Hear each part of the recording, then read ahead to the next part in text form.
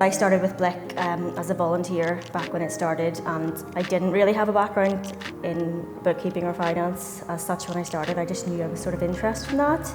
And then obviously I've been here since Blick grew, so we've changed a lot of things over the years, and obviously technology's changed a lot in the last 12 years or whatever. So we've started kind of a lot of systems for budgeting, managing what our spend is versus what our budgets are going to be, just keeping track of cash spend, everything like that. So, and then credit control as well. It's really important, making sure that people pay you on time. I have lists that I do every week, lists that I do every month, and lists that I do quarterly.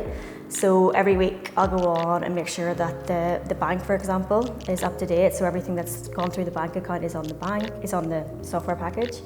I'll go through all of our debtors and all of our creditors. I do that every week. So I have lists, weekly lists, and then monthly lists, and then once a month I'll reconcile, for example, the petty cash.